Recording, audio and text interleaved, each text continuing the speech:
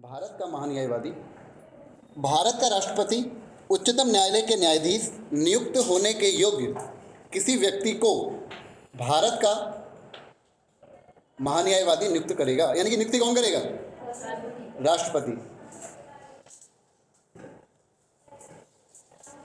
जैसे हमने पढ़ा था महाधिवक्ता के बारे में, वो राज्य का सर्वोच्च विधिक अधिकारी होगा। ये कहाँ का विधिक अधिकारी होगा? सर्वोच्च केंद्र का, है ना। महाधिवक्ता जो था हमारा कौन से अनुच्छेद के तहत था? और अच्छा, इसमें आगे लिखेंगे हम लोग, आगे हमें लिखेगा संसद के किसी सदन या उसकी किसी समिति में बोलने, कार्यवाही में भाग लेने का अधिकार होगा, लेकिन किसका अधिकार नहीं होगा? हाँ, मतदान का अधिकार नहीं होगा, किंतु सदन में मतदान देने का अधिकार नहीं होगा।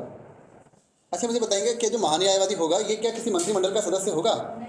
नहीं होगा, है ना। लेकिन ये जो ब्रिटेन में ये मंत्रिमंडल का सदस्य होता है, ठीक है ना, लेकिन यहाँ नहीं होता है, ठीक है। और अगर मंत्रिमंडल का सदस्य नहीं होता तो इसका क्या कहने का मतलब हुआ? वो किसी भी सदन का सदस्य नहीं होगा, लेकिन योग्य होगा, है ना। आगे लिखेंगे भारत का महानियंत्रक एवं महालेखा परीक्षक, भाग 5 और अनुच्छेद 148, इसमें लिखना यह देश की, याद रखिएगा राज्यों के लिए भी है। ये एग्जाम में कभी कभी स्टेटमेंट बन जाता है कि राज्यों के लिए नहीं है, तो ये राज्यों के लिए भी है। राज्यों और केंद्र दोनों स्तरों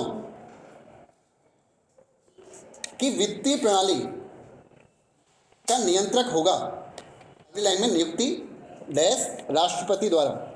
कैग मतलब वही ये नियंत्रण मालिका परीक्षक, कैग इसको शॉर्ट में कैग बोलते हैं ना, सीएजी कैग। कैग संसद का एजेंट होता है, as it is line exam में पूछी गई है, वो लाइन लिखवा रहा हूँ पूरी जो लिखवा रहा हूँ। कैग संसद का एजेंट होता है, यह केवल संसद के प्रति जिम्मेदार होता है। अब अगली लाइन लिखिएगा, बहुत इंपॉर्टेंट लाइन है, यहाँ से क्वेश्चन बहुत बार बनता है। भारत की संचित निधि से, संचित निधि कौन से अनुच्छेद में है? 266 में है। भारत की संचित निधि से कैग की धन निकासी में कोई भूमिका नहीं होती। पैसा व्यय होने के बाद इसकी भूमिका जांच करने से है। समझ में आया क्या कहने का मतलब है? पैसा अगर आपको निकालना है ना भारत की संचित निधि से, तो इसके हाथ में कोई पावर नहीं है ना। वो संसद वगैरह निकालेगा जिसको भी निकालना पैसा, है ना। लेकिन एक बार पैसा अगर निकल गया, अब वो पैसा कहाँ खर्च हुआ है, क्या वो किसी गलत काम में तो खर्च नहीं हुआ, ये सारी चीज़ों की जांच कौन करता है? कैग करता है। यानी कि जांच करने से संबंधित है ये, है ना। आगे लिखेंगे कार्यकाल 6 वर्ष, उम्र कितनी होनी चाहिए? 65, 6 वर्ष या 65 वर्ष की आयु तक। एक क्वेश्चन एग्जाम में ये पूछा जाता है, क्या इनकी पुनर्नियुक्ति संभव है? क्या इनकी पुनर्नियुक्ति होती है? नहीं होती है। इसमें लिखिएगा पुनर्नियुक्ति नहीं हो सकती। मैं बहुत शॉर्ट में लिखवा रहा हूँ, पुनर्नियुक्ति नहीं हो सकती है। ये डायरेक्ट एग्जाम में क्वेश्चन पूछा जाता है। अभी वर्तमान में कौन है? गिरीश चंद्र मुर्मू है ना, तो इसको लिख लीजिएगा वर्तमान में गिरीश चंद्र मुर्मू। पहले है वी नरहरि रवि। एक लाइन लिखेगा, ये डायरेक्ट एग्जाम में पूछी गई है। लोक लेखा, अभी हमारे उत्तराखंड किसी एग्जाम में पूछा गया था ये, लोक लेखा समिति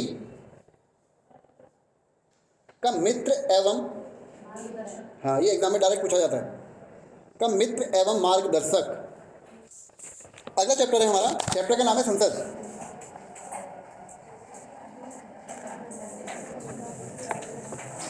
लेकिन भारत की केंद्रीय व्यवस्थापिका को संसद कहते हैं। हेडिंग क्या है? भारत का संसद भवन। स्थापना 1927 में, शिलान्यास 12 फरवरी 1921। क्या मतलब हुआ इस बात का? बनना शुरू तब से हुआ होगा, ये मत सोचना कि उद्घाटन हो गया। शिलान्यास 12 फरवरी 1921। हाँ 21 में हुआ था, लिखना चाहते पूरा लिख लीजिए वरना 21 बहुत है इतना समझने के। लिखिएगा उद्घाटन 18 फरवरी 1927, 1927 किसने किया? तत्कालीन गवर्नर कौन था 27 में? इरविन। और डिजाइन वगैरह किसने बनाया था बताएगा कोई? हाँ लिखना, परिकल्पना, परिकल्पना सर एडविन लुटियंस और हर्बर्ट बेकर। खर्चा 83 लाख रुपीस, 83 लाख रुपए। और आधे पेज में आप लोगों का काम क्या रहेगा? नई संसद भवन को अपडेट करना है। यहाँ पर मैं आपसे कल पूछूंगा, ठीक है ना? कब शिलान्यास किसने बनाया, मतलब किसने डिज़ाइन बनाया, और कब इसका उद्घाटन हुआ, ठीक है ना? आधे पेज छोड़ दीजिएगा और यहाँ पे इसको अपडेट कर लीजिएगा। हेडिंग डालेंगे राज्यसभा। सर्वप्रथम 3 अप्रैल, कोई ईयर बताएगा? 3 अप्रैल 1952 1952 को राज्यसभा का गठन किया गया। अगर हम लिखिएगा राज्यसभा स्थायी सदन है, और बहुत बार पूछा जाता है क्वेश्चन कि इनमें से कौन सा सदन स्थायी है, तो लोकसभा, राज्यसभा या कोई और भी ऑप्शन में दे देगा, तो कौन सा है? राज्यसभा। लिखिएगा यह जनता का नहीं राज्यों का सदन है। अभी क्यों पूछा, क्यों कहा गया अभी जनता का सदन है? जनता का सदन नहीं है क्योंकि इसमें क्या करते हैं हम लोग? डायरेक्ट वोट नहीं करते ना। राज्यसभा के जो भी हमको सांसद चुनने होते हैं, हम इसको डायरेक्ट वोट तो करते नहीं है, तो जनता वोट नहीं करती ना। कौन करते हैं? राज्यों के जो प्रतिनिधि होते हैं वो वोट करते हैं यहाँ पर, इसलिए क्या बोला गया इसको? राज्यों का सदन। अगले में लिखेगा अनुच्छेद 249 डैश करके लिखेगा राज्य सूची पर कानून बनाने की संसदीय पहल राज्यसभा द्वारा ही की जा सकती है। अगर हमको राज्य सूची के जो भी विषय हैं उसमें अगर हमको कानून बनाना है तो उसमें पहल कौन करेगा? राज्यसभा। राज्यसभा ही पहल करेगी उसके लिए। पास दोनों से होगा, नहीं कि राज्यसभा से पास हो जाएगा, पास तो दोनों से होगा, राज्यसभा से पास होगा, लोकसभा से पास होगा, और लास्ट में राष्ट्रपति साइन भी राष्ट्रपति जी को करने होंगे। अगले में लिखेगा अनुच्छेद 312, ये इंपॉर्टेंट फैक्ट है, इसको स्टार बना लीजिएगा। हाँ, अनुच्छेद 312 इंपॉर्टेंट फैक्ट है। डैश भी लिखेगा राज्यसभा को अखिल भारतीय सेवा के सृजन का अधिकार है। जैसे हमारा IPS ये जो आप लोग बोल रहे हो है ना, ठीक है ना, तो यही हमारी क्या अखिल भारतीय सेवा है। अगला लिखेगा अनुच्छेद 80 का 1, 80 ब्रैकेट में 1 लिखिएगा। राज्यसभा की अधिकतम सदस्य संख्या डैश के लिखिएगा 250। ये जो 12 लिखा है 238 प्लस 12 में, 12 में क्या लिखेंगे? मनोनयन लिखेंगे नीचे से, और 238 के नीचे लिखेंगे विधानसभा और यूटी के सदस्य, और मनोनयन के नीचे लिखेंगे कला, साहित्य, विज्ञान, कला, साहित्य, विज्ञान और सामाजिक सेवा।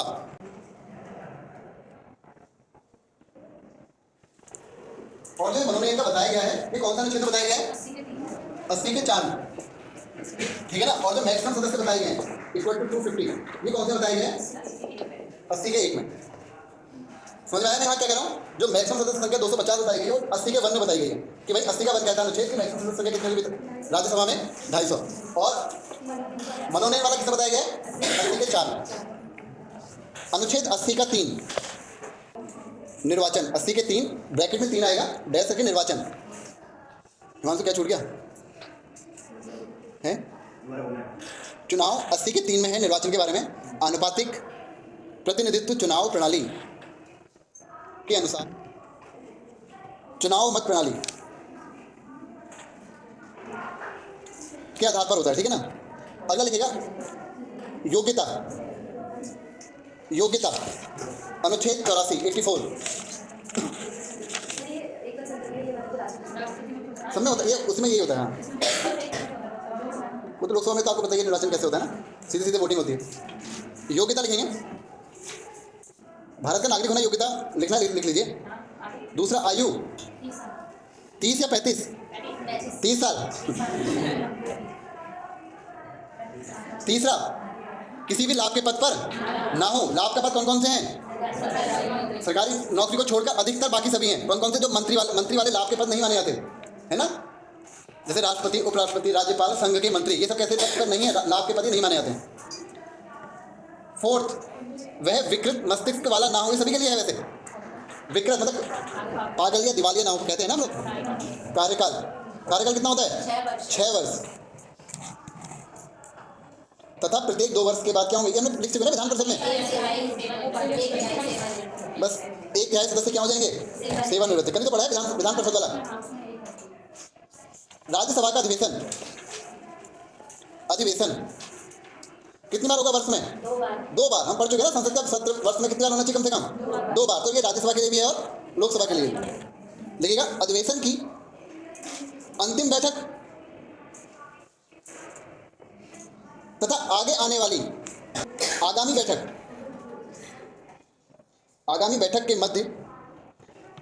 के नियत तिथि के मध्य 6 माह से अधिक का अंतर नहीं होना चाहिए। राज्यसभा की शक्तियां विधायी शक्तियां, पहली विधायी शक्तियां संविधान के द्वारा अवित्तीय विधेयकों का मतलब जो वित्तीय विधेयक नहीं है के संबंध में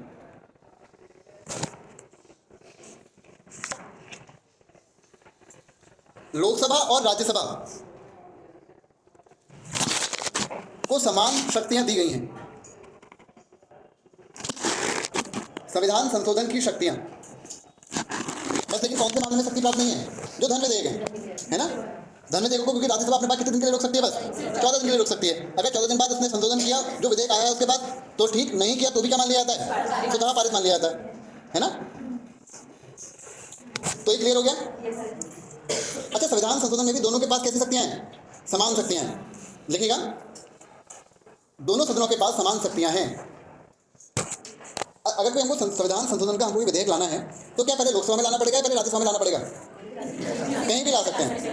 तभी हमने लाइन लिखी ना, समान शक्तियां प्राप्त हैं। अगला लिखेंगे, तीसरा हेडिंग डालेंगे, कार्यपालक शक्तियां। इसमें लिखिएगा, राज्यसभा के सदस्य मंत्रियों से प्रश्न तथा पूरक प्रश्न पूछ सकते हैं और उनकी आलोचना भी कर सकते हैं, परंतु उन्हें अविश्वास प्रस्ताव द्वारा मंत्रियों को हटाने का अधिकार प्राप्त नहीं है।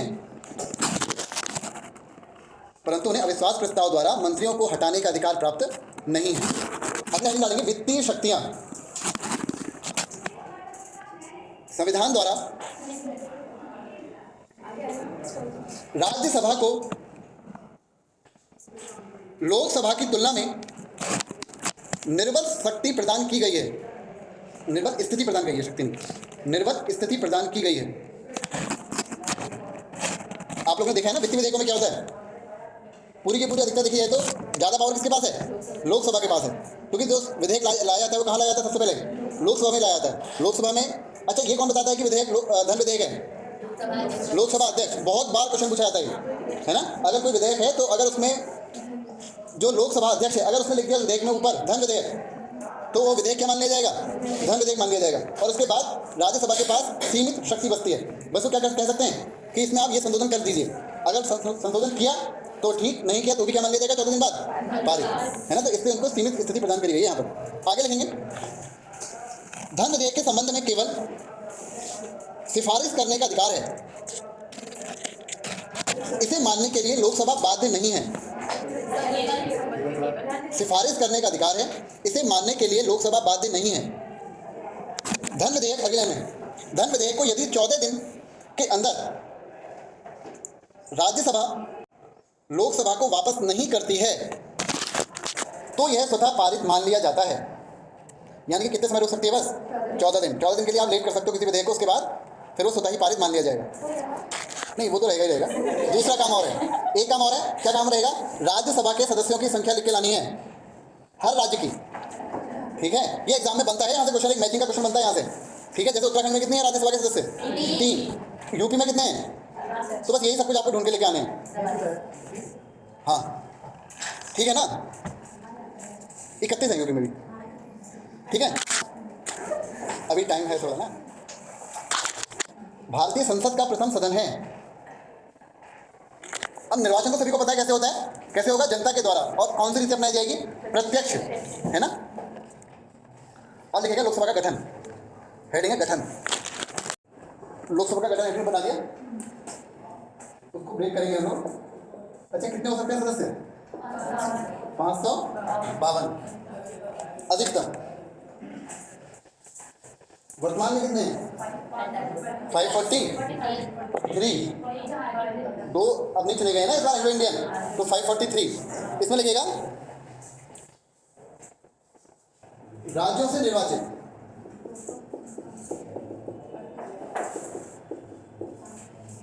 राज्यों से निर्वाचित कितने? 530, 530। राष्ट्रपति द्वारा मनोनयन कितने? अरे 2 यार, ये तो बहुत बार बता दिया भैया, नहीं बताया? कितना बता दिया? क्योंकि देखो लोकसभा में सदस्य ज्यादा हैं, अगर कंफ्यूजन भी होता है तो मन में, तो हम वहाँ पे कैसे सदस्य चुनते हैं? कम चुनते हैं, याद करने का तरीका तो बताया मैंने। अच्छा, हम क्या पढ़ रहे हैं? लोकसभा पढ़ रहे हैं ना, तो गठन कितना होगा? 2 सदस्यों का होगा। राज्यसभा में 12 होता है। हाँ, फिर आएंगे यूटी, केंद्र शासित प्रदेश के सदस्य संख्या कितने बच्चे? 20 होगी ना, बस 20। यहाँ पे यूटी का लिख लेना। 91वें संविधान संशोधन के द्वारा लोकसभा एवं राज्य विधानसभा में सदस्यों की संख्या कौन से ईयर की जनगणना के अनुसार? 1971, 1971 में सदस्यों की संख्या 1971, 1971 की जनगणना के आधार पर निश्चित की गई है, जो 2026 तक यथावत बनी रहेगी। लोकसभा का निर्वाचन देखिए गुप्त मतदान, गुप्त मतदान द्वारा। इसको हम कैसे समझ सकते हैं गुप्त मतदान द्वारा? जब आप वोट डालने जाते हो तो क्या सबको बताते हो मैंने इसको वोट दिया, इसको वोट दिया? नहीं कहते ना। सिंपल सा एक आपको जो ईवीएम होती है उसमें आपको बटन दबाना होता है और आपको आजकल अभी नाम भी आ जाता है कि भाई आपने इसको वोट दिया करके, है ना, बैलेट पेपर वाला बोलते हैं ना उसको, तो उससे आपको क्लियर हो जाता है कि आपने इसको वोट दिया। लेकिन होता कैसा है? गुप्त मतदान पद्धति द्वारा। फिर लिखेगा, अच्छा आयु सबको बताया, ये तो बताने की जरूरत नहीं है, वही तो चुनेगा जिसकी आयु 18 साल से ऊपर होगी। लिखेगा वयस्क मताधिकार, हाँ वयस्क मताधिकार अनुच्छेद 326। दोबारा एक लाइन बोल रहा हूँ, दोबारा से सुन लीजिएगा, इसका रहेगा 61वें संविधान संशोधन 1989 के अनुसार भारत में मतदान देने की उम्र 21 से 18 वर्ष करी गई। अब आप लोगों का काम क्या रहेगा? लोकसभा के सदस्यों की संख्या लिखोगे, ठीक है? पेज छोड़ दीजिएगा, करीब एक पेज छोड़ दीजिएगा। उसमें लोकसभा के सदस्य की संख्या कौन से राज्य में कितनी है ये आपको करना है ना। और जैसे अभी पूरे चांस हैं कि एग्जाम में आपके लोकसभा के सदस्यों की संख्या पूछी जा सकती है, क्योंकि इस समय कौन से चुनाव होने हैं? लोकसभा के चुनाव होने वाले हैं ना 24 में, तो आपको ये एग्जाम में यहाँ से क्वेश्चन बन सकता है, ठीक है? उत्तराखंड में जैसे 5 हैं, यूपी में कितने हैं? 80 है, 81 हैं? हाँ 80 हैं ना। उसके बाद महाराष्ट्र में है 48। अगर लोकसभा सदस्यों की योग्यता की बात करें तो भारत का नागरिक, आयु 25 वर्ष और पागल दिवालिया ना हो, जो भी ये योग्यता है ना, ये सेम योग्यता रहेंगे, ठीक है? कार्यकाल लिखेंगे, कार्यकाल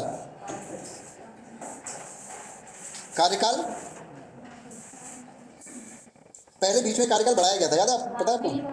हाँ 42 में बढ़ा दिया था, फिर 44 में इसको कितना कर दिया गया था? फिर से 5 कर दिया गया, बीच में 6 वर्ष कर दिया गया था इसको 42 में। पर लेकिन हम लोग लिख रहे हैं 44वें संविधान संशोधन द्वारा, कार्यकाल में लिखेंगे 44वें संविधान संशोधन द्वारा लोकसभा का कार्यकाल 5 वर्ष कर दिया गया। लिखेंगे 1976 में, 1976 में कार्यकाल 2 बार, 1976 में कार्यकाल, किसका कार्यकाल? लोकसभा का कार्यकाल 2 बार 1 वर्ष के लिए बढ़ाया गया था।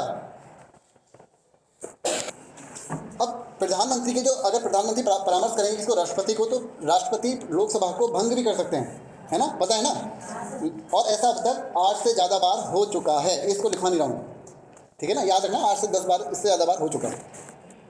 लोकसभा अधिवेशन इससे आगे कल करेंगे, ठीक है ना, यहाँ पे आपका अभी कल करेंगे इससे आगे, ठीक है।